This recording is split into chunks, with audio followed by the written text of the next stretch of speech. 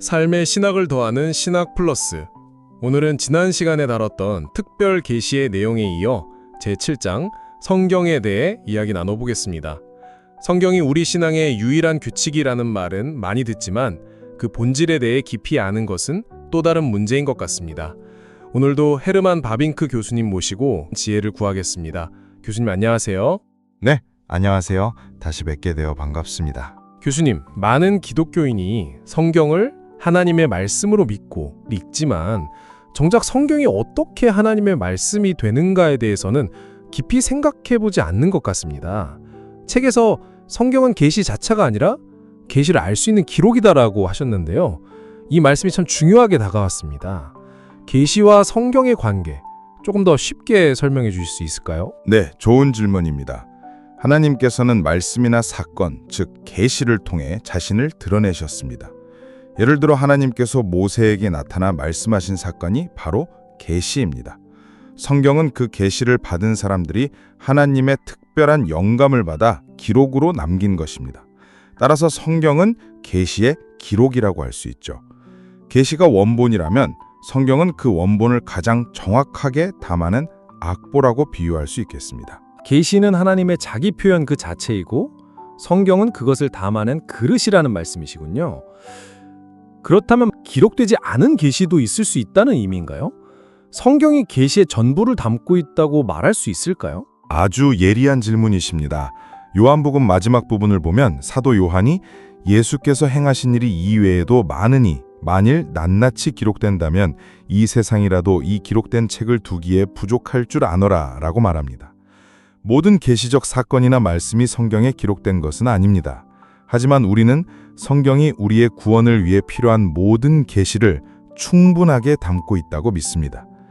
하나님께서는 당신의 지혜로 우리에게 꼭 필요한 내용을 선별하여 성경에 기록하게 하신 것이죠. 따라서 성경 밖에서 또 다른 계시를 찾을 필요가 없습니다. 성경은 구원의 길을 보여주는 완벽한 안내서입니다. 성경이 구원에 필요한 충분한 계시의 기록이라는 점이 중요하네요. 그렇다면 다음 질문으로 넘어가 보겠습니다. 성경이 사람의 손으로 기록되었다면 어떻게 온전한 하나님의 말씀이라고 확신할 수 있을까요? 혹시 사람의 생각이나 오류가 섞여 들어갈 가능성은 없을까요? 아주 중요한 지적입니다. 이 부분에서 바로 영감이라는 개념이 등장합니다.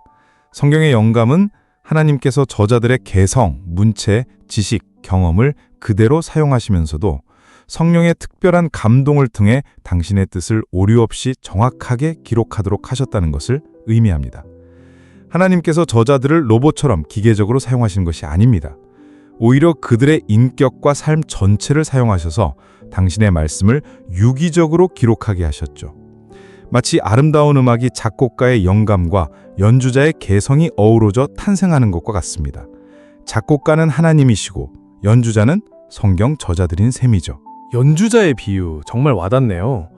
연주자마다 스타일이 다르지만 결국 작곡가의 곡을 연주하는 것처럼 성경 저자들의 개성이 드러나지만 그 중심에는 하나님의 말씀이 있다는 거군요. 흔히 축자 영감설이라고 하면 성경에 기록된 모든 글자 하나하나가 기계적으로 받아쓰기처럼 기록되었다고 생각하기 쉬운데 그게 아니라는 말씀이시죠? 맞습니다. 하나님께서는 저자들의 인간적인 요소를 배제하지 않으셨습니다. 오히려 그들의 삶과 인격을 통해 당신의 말씀을 더욱 풍성하게 드러내셨죠. 사복음서를 한번 생각해 보십시오. 마태, 마가, 누가, 요한은 모두 예수님의 이야기를 전하지만 각자의 관점과 문체가 뚜렷이 드러납니다. 유대인을 대상으로 쓴 마태복음과 역사가의 시선으로 기록한 누가복음은 그 특징이 다르죠. 하나님께서는 그들의 다름을 지우지 않으시고 오히려 더 입체적이고 풍성하게 보여주셨습니다. 이것이 바로 유기적 영감의 신비입니다. 역사, 시, 편지, 각양각색의 옷을 입고 있지만 그 안에 담긴 메시지는 일관되게 하나님의 구원 계획을 가리키고 있습니다. 성경의 신적 권위와 인간적 특성이 조화롭게 어우러져 있다는 사실이 놀랍습니다. 책을 보면 구약과 신약의 관계에 대해서도 깊이 다루고 계십니다. 신약은 구약 안에 감추어져 있고 구약은 신약 안에서 드러난다는 어거스틴의 말을 인용하셨는데 구약과 신약이 어떻게 하나의 통일된 하나님의 말씀이 되는지 궁금합니다. 구약과 신약은 분리된 두 권의 책이 아니라 하나의 거대한 구원 이야기를 이루는 두 부분입니다. 구약은 오실 메시아, 즉 예수 그리스도에 대한 약속과 그림자를 담고 있죠. 율법, 제사, 성전, 선지자들의 예언 모두가 그리스도를 가리킵니다. 마치 건물의 조감도와 같습니다.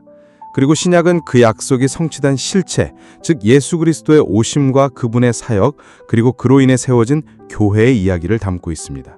완성된 건물의 모습이죠. 따라서 구약이라는 조감도 없이는 완성된 건물의 의미를 온전히 알 수 없고, 완성된 건물 없이는 조감도가 무의미해집니다. 책에서 비유했듯이 둘은 자물쇠와 열쇠, 그림자와 실체의 관계처럼 서로를 비추며 하나의 통일된 진리를 드러냅니다. 조감도와 완성된 건물, 자물쇠와 열쇠. 정말 명쾌한 설명입니다. 결국 성경 66권 전체가 예수 그리스도 한 분을 중심으로 유기적으로 연결된 하나님의 말씀이라는 사실을 다시 한번 깨닫게 됩니다.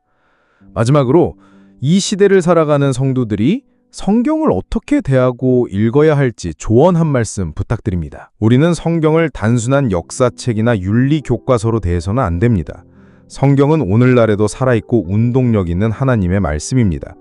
성령께서는 지금도 성경 말씀을 통해 우리에게 말씀하시고 우리를 변화시킵니다.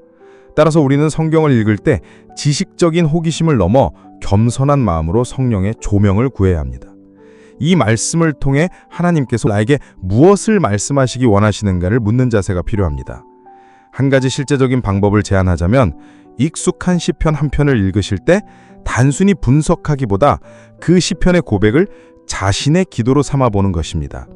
시인의 고백이 오늘 나의 고백이 되게 해주십시오 라고 성령께 구하며 읽어보십시오. 이런 작은 실천이 성경을 연구 대상이 아닌 하나님과의 살아있는 대화로 바꿔줄 것입니다. 성경을 통해 날마다 살아계신 하나님과 인격적인 만남을 이어가시길 바랍니다. 네, 교수님 오늘 정말 귀한 말씀 감사드립니다. 성경이 하나님의 계시를 담은 충분한 기록이고 성령의 유기적 영감으로 쓰인 오류 없는 하나님의 말씀이라는 사실을 다시금 마음에 새기는 시간이었습니다.